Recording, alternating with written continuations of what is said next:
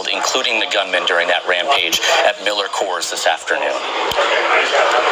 And as we continue to stay on that scene, Nick had been reporting, as well as Caroline Reinwald, about the vast array of response that we had seen coming not only from Milwaukee County Sheriff, but Milwaukee Police Department, the ATF, the FBI, even the mounted unit of the Sheriff's Patrol responding to that scene. And now that we have a handle on exactly how many people lost their lives, if we are to confirm that information, that certainly we understand the level of that kind of response. We have been able to confirm from our law enforcement sources that the shooter was someone who worked at the facility and was recently fired. We're going to go back to Nick for an update now. Nick.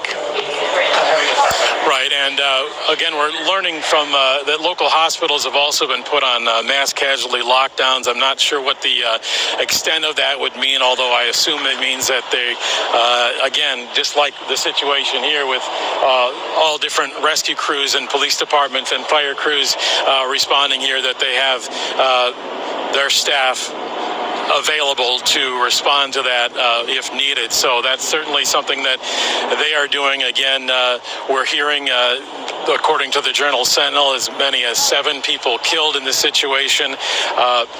You can see there's still emergency vehicles arriving here on the scene. That's a sheriff's office tactical van right there.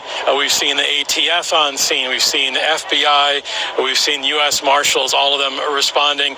And we have seen a number of other federal agents, as well as county and city tactical officers responding to this scene. Again, it's very active still as the massive response here to Miller Brewing continues, guys. Right, Nick, thanks very much. As you can imagine, the nervousness of people as something like this happens, especially those who are in proximity.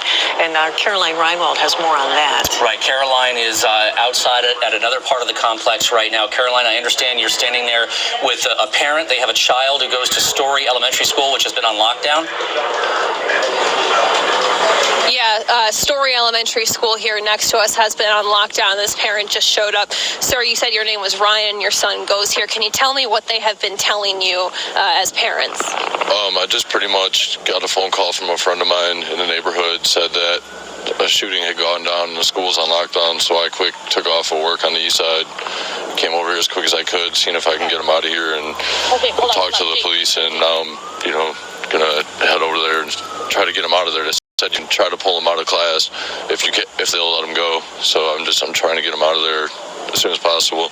And what have you tried? Are you going up and going into the building? Are they letting you inside, or? I'm trying to get up there right now and find out. I mean, I'm just seeing that all the areas were locked down, so I just parked a few blocks away and walked up here. So I wanted to try to get them out of there as soon as possible. So the Journal Sentinel is reporting that 7 people have been killed at Miller Coors by an employee.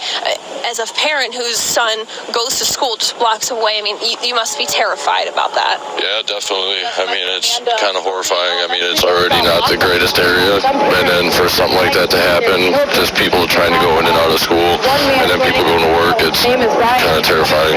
It's not the greatest thing to think about when you're at work, and you hear about it.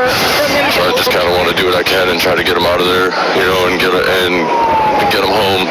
That's my biggest worry, is trying to get them out of here while all this is going on, because, I don't know if I didn't hear anything. I don't know if somebody's still shooting. I don't know if there's other shooters or anything. I mean, I don't know. So I want to get what I can and get them out of here. Thank you, Ryan. And you can see here behind Ryan over there, 2 little ones running across the street with a family member, I'm assuming, leaving Story Elementary School. You just heard from that parent who is trying their best to get inside here and get their kids, but you got 3 little ones there running across the street trying to get out of school here. So obviously a lot of parents rushing here, trying to get their kids out from the school that has been placed on lockdown because of this active shooter situation just down the street from the elementary school, where the Journal Sentinel, as we've been talking about, has reported 7 people have been killed by an employee.